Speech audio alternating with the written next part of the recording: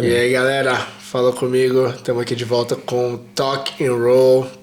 O nosso excelentíssimo Antônio Vinícius. Tamo aí, galera. De volta na ação, a gente vai voltar para esse projeto aí. Se tudo der certo, a gente vai começar a trazer uma galera, trocar uma ideia. Jiu-jitsu, lutas e assuntos variados. Assuntos em gerais, Acho que isso é muito interessante pra gente poder contribuir um pouco com as opiniões, com as ideias de outras pessoas de fora que têm um ponto de vista diferente, ou até de uma forma profissional, algo diferente que eles façam, que às vezes a galera não tem tanto acesso e consegue... interagir com a galera, né? Várias pessoas do nosso meio, eles têm ideias muito interessantes, histórias de vida que são inspiradoras às vezes, né? Tem muitas boas histórias para contar. Então, a gente vai ter esse acesso aí, a gente vai trocar uma ideia sobre o que estiver acontecendo no meio do nosso esporte e assuntos em geral e trazer uma galera aí para dividir um pouco da história deles com a gente. Mas aí o que você me conta, Tonico? O que você tem feito aí de bom? Ultimamente, tô numa transição aí, né? Já que depois que eu tive uma lesão, não consegui treinar o jiu-jitsu com muita frequência, que direto meu joelho saía do lugar. Aí tô meio que naquela ali, numa transição temporária pro mundo do bodybuilding. Aí malhando pesado, comendo, fazendo dieta. E tô aproveitando, tá sendo legal. Trazendo um pouco do mindset do jiu-jitsu, daquela questão disciplinada, questão de se manter focado, fazer da forma mais certa possível para atingir os melhores resultados. E tá sendo uma experiência bem interessante, bem legal. O que você conseguiu associar, assim, melhor do seu treinamento de jiu-jitsu para o seu treinamento de bodybuilding? Número 1, saber que a gente sempre vai estar com dor. Isso que é uma parada bem comum, sabe? Quando a gente treina jiu-jitsu em alto rendimento, como a gente fazia, treinávamos 3, 4 vezes ao dia, mas o treino físico era uma coisa muito comum e era algo que não podia nos impedir de treinar. E eu percebo que você tentando fazer musculação com o intuito de aumentar sua massa muscular é um processo muito doloroso. E esse parece banal, mas para mim é o primeiro ponto que eu consegui assimilar.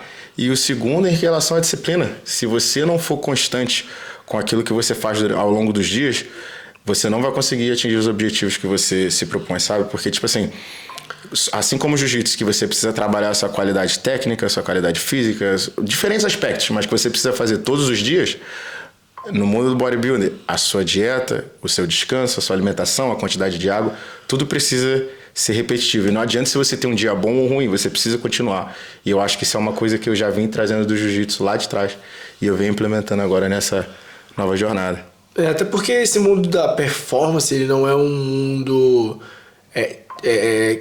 típico, né? A gente não vive de uma forma que as pessoas normais vivem. Verdade. Uma pessoa normal, como ela pratica de forma regular e forma recreativa, eles têm outras atividades e a atividade ela é uma delas, ela complementa o seu estilo de vida, né? Verdade. Quando você é um atleta de performance, tudo é ao redor daquilo. Exatamente. A performance é o principal e tudo que você faz é complemento para sua performance. Exatamente. Então, como você come, como você descansa, como você treina.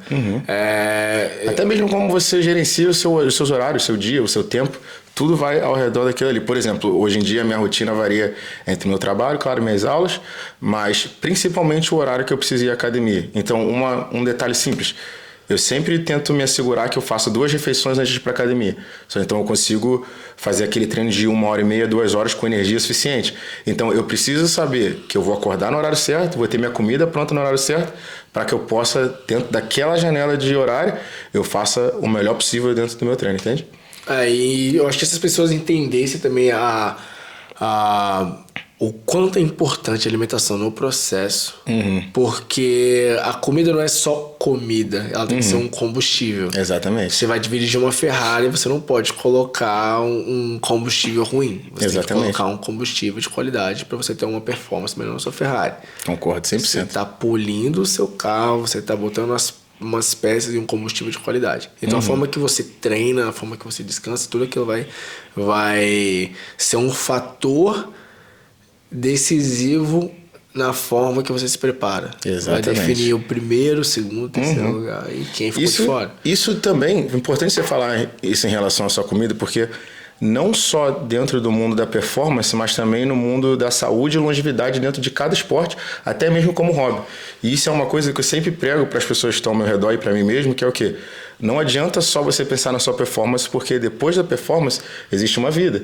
Você não vai ter performance pro resto da vida inteira. Então, assim, eu tenho pessoas próximas de mim, como meu avô, por exemplo, que sempre foi uma pessoa muito, como eu posso dizer, uma pessoa muito específica e precisa com a alimentação, e que hoje em dia, com seus 82, 83 anos, não precisa tomar nenhum tipo de remédio, não tem nenhum tipo de doença, só porque se viveu e se manteve a vida se alimentando de uma forma bem correta. E às vezes não precisa ser algo difícil, só precisa ser algo consistente e algo que você tenha melhores escolhas.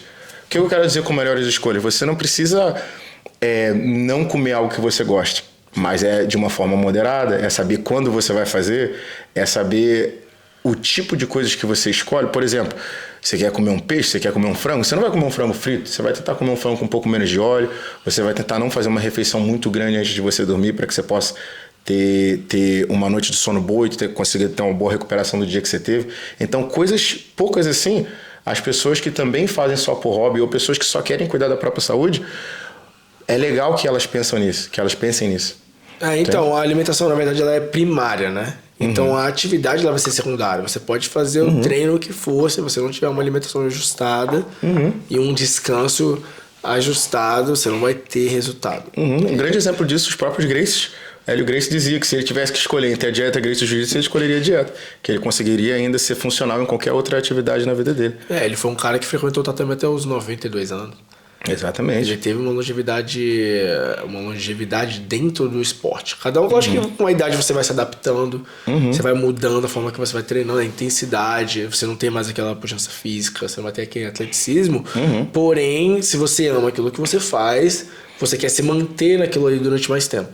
Você precisa ter essa consciência. E o período do atleta, o período da performance, ele é muito curto, ele é uma janela muito curta na sua vida. Então, você vai fazer, se você consegue estender isso, fazendo uma boa manutenção, você está sendo bem sucedido. Você vê, às vezes, uns atletas que a gente vê no circuito competindo com quase 40 anos, assim, um pouco acima dos 40 anos, como lutando de adulto e fazendo frente com a garotada. Isso significa que o cara tá fazendo uma boa manutenção do corpo dele, assim. Eu acho que o Cobrinho, o Lucas Lepre, eles chegaram a competir até perto dos 40. 35, 36, por aí, até mais. Perto dos 40. E eles são caras que são muito disciplinados na forma que eles se preparam, né? Verdade. E outra, tem o pós-carreira também. Dependendo do dano que você causa no seu corpo durante... Você vai pagar por isso. Você vai pagar, exatamente. Uma hora a conta chega. Vai pagar. Isso aí é tão certo quanto o sol vai nascer amanhã. Você vai ter que pagar, é verdade. Vai ter um preço, você vai ter que pagar. Uma hora a conta vai chegar, é verdade. E até com relação à preparação. O que diferencia também a sua performance melhor ou não, é o preço que você está disposto a pagar. Pagar, verdade. Porque falar que quer uma coisa, agora ter a consistência, o dia a dia. Exato. A gente tem um ditado, né? Um bordão que a gente usa quando tá desanimado. Fala assim, triste, feliz ou indiferente. Essa semana eu cheguei em casa meio saturado, assim, tive uma situação no trabalho. E aí eu não queria ir pro treino. Aí eu falei assim, não vou pro treino não. Aí fiquei lá sentado no sofá, me perguntaram se vai pro treino. Eu falei, não, vou não. Aí eu tava assim, mexendo no meu telefone, aí eu vi um story, assim, do Antônio tinha postado, triste, feliz ou indiferente. Na hora eu pego o kimono e falo, eu vou treinar. Olha, eu vou treinar, verdade. Vou treinar na hora. Exato. Assim, eu não posso fazer só quando eu tô afim, não posso fazer só quando eu tô feliz, quando eu tô motivado. Isso é um estado emocional. Tem que fazer sabendo que bater o horário tem que estar lá. Tem que estar lá, tem que tentar buscar um pouquinho, botar um tijolinho na sua parede todos os dias. Então... Verdade. Eu acho que o que nos tira, na maioria das vezes, eu digo nós, em relação a todas as pessoas em qualquer atividade, são as distrações. E normalmente agir em cima das nossas emoções é o que nos distrai na maioria das vezes. Às vezes, por exemplo, você está muito animado, aí você vai lá e treina muito. E você pode acabar passando do limite. Ou às vezes, como você disse, você está desanimado, você não se sente muito legal, está meio cansado, fala, não é o seu corpo que está dizendo que você não tem que treinar, mas o seu estágio mental está dizendo assim, não quero. Só que acho que a partir do momento que a gente consegue se ver com uma perspectiva de fora, você consegue tomar as suas ações baseadas no que você precisa fazer naquele exato momento, independente de como você se sente. Acho que isso é uma virtude de pessoas que conseguem chegar muito longe, entende? Até porque é melhor 30% de alguma coisa do que 100% de nada. Claro, não vai chegar a lugar nenhum. Vou ficar em casa. Vou ficar em casa, fazer nada. Vai ficar bom pra caramba fazer nada. E nem fica bom em alguma coisa não fazendo. Não fazendo, isso aí. Eu não vou fazer, eu vou ficar melhor. Essa matemática não bate. A gente tem também nossa brincadeira que quando a gente escuta um ditado bom, a gente faz assim, ó, anota e bota no bolso. E aí tem um amigo nosso lá de Alain que postou da seguinte frase, mais ou menos 3, 4 meses atrás, disse assim, como minha mãe dizia, faz bem quem faz sempre. Aí eu falei assim, esse eu anotei e eu vou levar pra mim a vida inteira. Porque não adianta você fazer uma vez bem, não adianta você fazer uma semana bem. Se você vê a maioria dos lutadores, ou vamos dizer qualquer pessoa que consegue ter um destaque dentro da sua atividade, são pessoas que fazem aquilo muito. Mas é muito que eu digo, 5 anos, 10 anos, 15 anos, elas se entregam para aquilo e repetem, para que possa chegar nesse ponto de excelência. O Kobe Bryant, ele deu uma entrevista uma vez e aquilo ali virou um vídeo meio que motivacional para as pessoas. A intenção dele não era ser motivacional, a intenção dele era meio que dar um puxão de orelha. Ele só mostrar a forma que ele pensava. E diferenciar o porquê ele era um super atleta e porquê os outros não eram. E ele dizia que ele acordava às 3 da manhã, ia treinar às 4, aí depois descansava, depois treinava às 8 da manhã de novo, descansava, depois treinava meio-dia de novo. Então, ele fazia aqueles treinos com tanta frequência que qualquer pessoa que treinasse junto com ele ia estar 4, 5 treinos atrás. Então, durante 5, 6 anos, o cara não acompanha mais a evolução dele. Exatamente. E é mais ou menos isso. Acontece também que o volume ele tem que ser de uma forma correta também. Porque o seu corpo, se você avaliar ele como uma máquina, tem uma hora que você vai ter que fazer a manutenção da sua máquina. Claro, com certeza. Então, às vezes a gente sobrecarrega da forma errada também. A gente tem que ter um entendimento, tem que ter profissionais qualificados do nosso lado para eles ajudarem a gente a ter a melhor performance. Verdade. Eu quero treinar que nem um maluco todo dia. Se você sobrecarrega o seu corpo, você vai se machucar. Você vai se machucar e logo você vai ter um encurtamento da sua carreira. Então, lógico que a consistência ela é muito importante, mas da forma apropriada. Então, dá um exemplo no nosso caso do jiu-jitsu. Eu tenho que fazer 3 treinos por dia. Tá bom, você vai fazer 2 treinos de tatame e um treino físico, por exemplo. Então, tem dia que vai ser um treino de drill, aí depois você vai fazer, de repente, uma preparação física, ou uma mobilidade, ou um treino funcional, ou um treino específico para aquilo ali, com peso livre, ou peso corporal, o que seja. Depois você vai voltar para o treino de tatame, que é onde você vai fazer o específico e o rolo. Logicamente, dependendo da cultura da sua academia, dependendo de com quem você está envolvido, isso varia de pessoa para pessoa. Porém, o que vai te levar para o resultado é a forma que você planeja também o seu treino. A consistência e a forma correta de fazer. Saber aplicar o sistema, né? Primeiro de tudo é a sua organização. Acho que vamos separar em 2 fases. Vamos dizer em 2 grupos. O grupo competitivo e o grupo praticante. O grupo praticante é um grupo que eu não acredito, pelo fato do jiu-jitsu ser... Tudo bem, é viciante, a gente nunca quer deixar de treinar, porém, é uma coisa que castiga muito o nosso corpo, mesmo sendo um praticante. Tá certo? Então, eu acredito que treinar todos os dias em alta intensidade para alguém que tem isso como hobby não é ideal. Porque, como você disse, a chance de você aumentar como você pode se machucar ou encurtar a sua carreira é muito maior. Então, eu acredito que, como você disse, o cara, vamos supor, ele pega 3 dias na semana ou 4 e ele faz o treino de jiu-jitsu. Seguido do trabalho, de cuidar da família, seja lá o que for. E os outros dias da semana, ele mantém a condição física. Que seja correr, seja andar de bicicleta, seja fazer uma musculação ou um circuito. E aí varia agora para o lado competitivo. O lado competitivo, como você disse, eu acho que ele é dividido em muitas partes. Eu acredito que um cara que seja competidor, como eu mesmo fazia na minha época de competição, tem um treino só técnico, onde você estuda e você repete aquelas técnicas e você só está pensando em como os movimentos acontecem, você está pensando em como causar outros movimentos e adaptando ele para o seu corpo, como se você estivesse absorvendo cada movimento e você puder repetir ele. Depois disso, vem a parte dos treinos específicos, que é o quê? Começar a implementar resistência dentro dessa parte técnica que você aprendeu e, por final, a parte prática, que seriam os rolos, tentando copiar ao máximo o ambiente competitivo, que seria um rola ativo, um rola de descanso. Algumas vezes, se você tem uma intensidade menor, você pode fazer outros rolas seguidos, mas que não é o ideal treinar forte demais e, infelizmente, a gente aprendeu isso da pior forma possível, que foi nos machucando. Certo. Até porque, assim, a cultura do jiu-jitsu começou a ser um pouco mais profissional de pouco tempo pra cá. Assim, a cultura, quando eu comecei jiu-jitsu, por exemplo, quando eu era criança, era do cara que era mais casca grossa. Quanto mais, melhor. Quanto o cara que era mais duro, assim, o cara que era mais brigão. Então, você ser valente dentro do treino é uma virtude. Verdade. É lógico que isso aí tem os seus prós. Porém, mas não para um cara competidor de alto nível. Um cara competidor, ele tem que estar ali para performance. A questão é a seguinte, não é quem é mais valente, não é quem é mais corajoso. É o seguinte, você consegue ganhar desse cara sim ou não. Exato. E tem que ganhar na hora que conta. Ninguém vai lembrar do rola de terça-feira à noite. O campeão mundial do treino. Você tem que ganhar na hora que vale. Na hora que vale. Então, exatamente. O árbitro quer saber quem fez mais pontos ou quem finalizou o outro. Quem tem mais pontos na hora que o tempo acaba ou que faz o outro dar os 3 tapinhas ou dar um grito pedindo pra parar. E acabou aí. Então, performance, ela é muito específica. De repente, você não é o melhor que vai ganhar, mas é o cara que tá lutando. Melhor, exato. Melhor. É o cara que faz a melhor estratégia, que faz o melhor jogo. Às vezes a gente tá vendo, sabe quando você assiste aquela competição e fala assim, como é que esse cara ganhou desse? Porque o cara jogou o jogo. Exato. A competição, ela é um esporte. Porque às vezes a gente vem com essa cultura marcial do jiu-jitsu. Sim. Não, mas se fosse... Quem é o melhor? Mas se fosse numa luta, se fosse numa guerra, mas não é, cara. Tô falando da competição. Exato. É uma competição. Então, numa competição, você joga dentro de um sistema de regras que te permite vencer um cara tecnicamente melhor que você.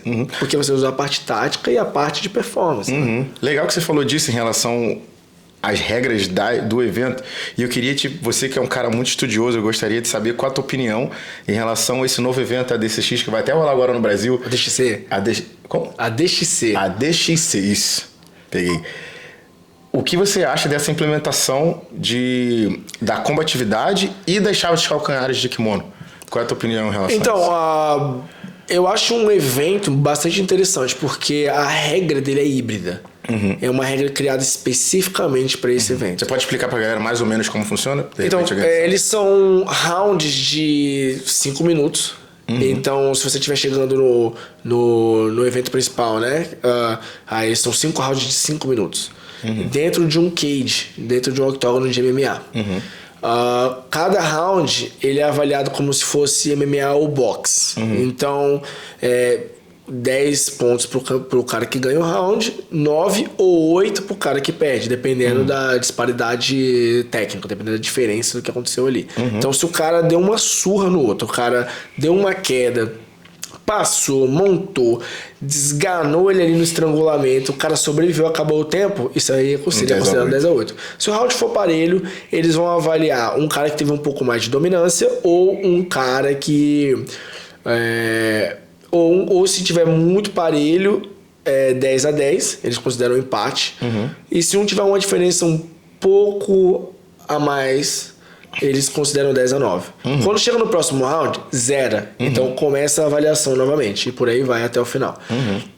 No começo, no piloto, a regra é um pouquinho até mais agressiva. Você podia fazer chave de calcanhar de kimono. Só que aí eles, por bem, acharam melhor remover. Isso eu não sabia. Já não tem mais. Até porque chave de calcanhar de kimono você não sai, né? É por isso que em eventos que a galera usava tênis, assim, eu não podia. Porque você não consegue. O atrito maior, né? O atrito maior. Tipo assim, você não sai, né? Porém, eu achei bastante interessante a gente ver umas lutas interessantes, assim, uma galera que de repente numa competição eles não se encontrariam. Alguns que já são clientes antigos uns dos outros. E outros que estão chegando aí agora, estão dando oportunidade para uma galera que está subindo. Eles estão tentando criar uma liga, né? Eu conversei com um dos organizadores no dia do evento piloto. E eles estão querendo criar uma liga, criar um ranking, dar um cinturão. É um projeto bem legal. Assim, bem interessante. Essa parada que você tá falando em relação à regra, é legal também a galera se atentar, porque na regra do jiu-jitsu, vamos supor que na regra convencional que a gente está acostumado de pontos, o cara que raspa mais vezes está na frente. Vamos botar dessa forma. E nesse, pelo que eu vi da última vez, o último que eu assisti, teve uma luta que em um round o cara raspou 3, 4 vezes e controlou, enquanto o outro teve um ataque de finalização e ele levou um round. Então é importante a galera entender isso. A hierarquia da avaliação do round, ela vem com finalização primeiro, depois domínio.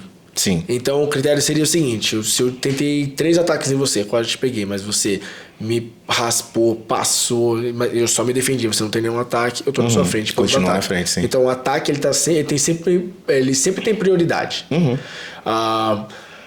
Então, se não teve ataque para nenhum dos lados, o cara que teve mais domínio. Se nenhum dos dois está atacando muito, o cara que tem domínio do centro. Sim. E por aí vai. Então a hierarquia vai descendo. E sim. eu acho que o projeto desse evento tem muito para crescer ainda. Até por a galera tem muito potencial. Acho que a dificuldade do jiu-jitsu, inclusive, é um pouco essa. Eu acho que cada federação tem uma regra. E o atleta, ele tem que se adaptar à regra de cada evento. Então, por exemplo, uma regra pra gente que é bem nítida, assim, disparidade, né? Pra quem luta AJP e quem luta IBJJF. Tem bastante diferença, hein? Então, uma delas, por exemplo, é boca da calça. Sim. Um cara que joga pegando emborcado, um cara que faz berimbolo, o cara vai buscar a boca da calça, o fundo de calça, da calça, o fundo de calça pra fazer a puxada. Pegada, sim. Na JP você já não pode fazer isso. Por motivos que são, assim, até razoáveis, na minha opinião, né?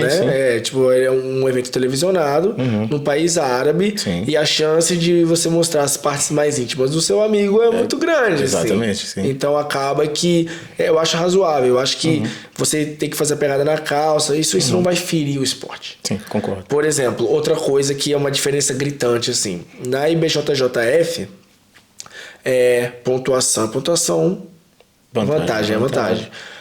Punição é punição. E punição é punição. Na JP, eles são acumulativos. Então, uma vantagem é 1 ponto. 2 pontos, por exemplo, cada pontuação vai acumulando. Então, se você tem uma vantagem e uma raspagem, são 3 pontos. São 3 pontos. O problema filosófico disso aí é que bola na trave é gol. Então, por exemplo, se eu não preciso mais executar um movimento em você para ganhar, pra receber uma premiação. Eu sempre uso o exemplo da passagem de guarda. Você passou minha guarda no início da luta, você ganhou 3 pontos. Depois, eu quase passei essa guarda 3 vezes. Eu tenho 3 pontos. Se a luta acabou aí, eu ganho. Eu fiz o último ponto. Ainda tem essa. Eu acho que o critério de desempate com o último ponto, eu acho bom. Interessante. Eu acho bom. Tira da mão do juiz. Tira a mão do juiz. Você já sabe que se você tomar o último ponto, você vai ter que correr atrás. Se você tá tomando o último... Eu acho que isso vem do wrestling, né? Sim. A primeira vez que eu lutei nessa regra do último ponto foi um evento que tinha no Brasil chamado Dojo. Era uma sala fechada, só tinha você, o seu coach, os comentaristas, e eles avisavam antes. Ele falava, olha, o último que fizer o ponto ganha a luta. Pode ser ponto, vantagem ou punição. Então a gente lutava numa regra convencional, seguindo a IBJJF. Porém, eles introduziram essa questão do último ponto justamente para que não tenha decisão do juiz, a não ser que fosse 0-0. Que aqui é diferente, temos o... Quando é 0-0, ou quando são punições iguais, os dois tomaram punição ao mesmo tempo e o placar tá empatado, aí você tem mais 1 minuto de golden score, né? Que seria um período onde o primeiro ponto define a luta. Então, assim, tirando essa questão da vantagem de ser ponto, eu gosto muito da regra. Ela é muito dinâmica. Sim. Pra quem tá assistindo. Ela questão de entretenimento também, né? E a luta é curta. Uma luta de faixa preta na BJJ, ela só vai ser pra um cara muito apreciador de jiu-jitsu, um cara que pratica. Verdade. Porque 10 minutos assistindo é muito tempo de luta. Verdade. Então o cara tem que gostar muito, praticar e tem que querer ver o que tá acontecendo ali. Porque 10 minutos, assim, pra um leigo não funciona. É muito tempo. Você não consegue prender um leigo durante 10 minutos. 5 minutos você consegue.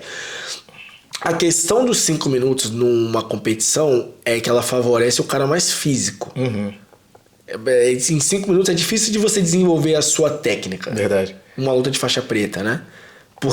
Até porque acontece muita coisa num espaço muito curto. Curto de tempo, sim. Uma pegada aqui, o outro tá fazendo uma pegada aqui. Aí o cara vai mexendo milímetros aqui, ó. Quem errar primeiro normalmente define a luta. Verdade. Porque de repente a mão tinha que estar aqui. Se você botou a mão aqui, já não dá mais tempo de correr atrás. Top. Já não dá mais tempo de correr atrás. Já vira uma avalanche em cima de você.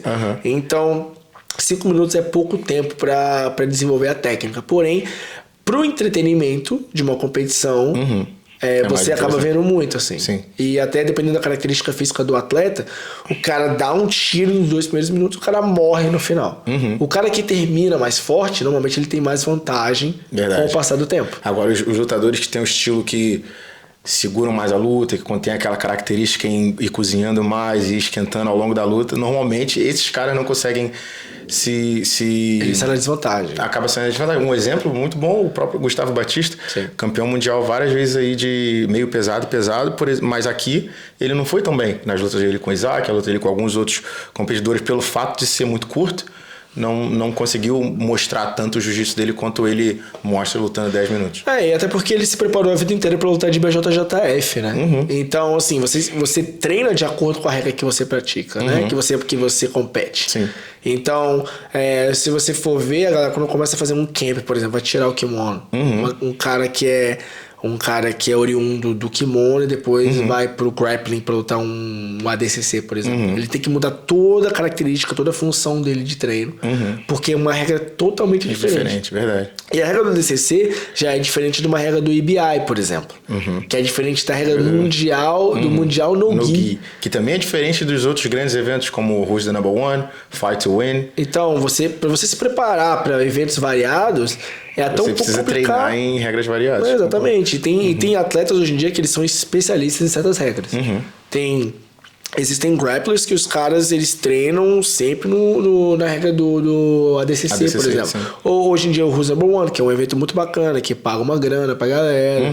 Então, hoje em dia tem uma galera que tá lutando no One Championships. Verdade. Que é um grappling dentro de um cage. Então, cada evento tem as suas nuances. Então, sempre vai ter o lutador que vai se adaptar melhor para aquela determinada regra. Então são públicos até diferentes, assim. Aí se você for ver, por exemplo, o Mike Musumeci, que tá competindo no One Championships, assim, ele teve que adaptar o jogo dele porque ele é um cara oriundo do kimono. Ele é um cara que foi campeão mundial de preta de kimono. Sim. E pra trocar, hoje em dia ele tem um cinturão do One Championships, que tem de tudo lá, assim. Tem grappling, tem Muay Thai. Muay Thai com luva de MMA. Muay Thai com luva de MMA. Às vezes tem luta que é híbrida, que um round é Muay Thai, um round é MMA. E eu acho isso... Super interessante. A galera se testar nessa parada, né? Em relação ao One Championship, eu acho que a coisa mais interessante que eles fizeram foi zelar pela qualidade física e a saúde dos atletas. Se você ver, se eu não me engano, eles precisam pesar 2 ou 3 vezes antes da luta. Ou ele vem pesando a partir de 3 dias, se eu não me engano, cada manhã eles vão pesando até o dia da luta. Só para assegurar que eles não estão desidratando e que eles possam lutar e se recuperar bem. A ideia principal do One Championships, que eu acho que assim, é brilhante para performance, é eliminar o corte de peso. Então eles vão medindo o seu nível de hidratação e você não pode estar abaixo da linha aceitável de hidratação. Então isso vai eliminar o fato do atleta cortar às vezes 8, 10 quilos no dia antes. Porque, lógico, hoje em dia a galera tem uma ciência para fazer isso, então o dano é menor. Porém, você está desidratando o seu cérebro. Se você fizer um corte de peso errado, você não se recupera. Você vai tomar uma pancada, uma concussão. Aquilo ali... Infelizmente pode causar uma fatalidade. Poderia, né? Causar uma fatalidade. Tipo, eu não consigo me lembrar aqui de algum caso específico que tenha acontecido alguma coisa terrível, mas a chance tá sempre na vertente de acontecer. Então, eles querem os melhores atletas na melhor forma física possível. Concordo. E a eliminação do corte de peso é uma delas. A IBJJ, como a pesagem dos Opens, por exemplo, antes de entrar no tatame, você também já não pode fazer um corte de peso tão grande. Exato, porque senão sua performance... A JP, como é profissional, você luta o Jiu-Jitsu Open, né? Isso. O Pro. Isso. Abu Dhabi Pro. Isso. Alain Pro. A Dubai Pro. Profissional. A pesagem é um dia antes. Verdade. O que também te dá a oportunidade de você se recuperar.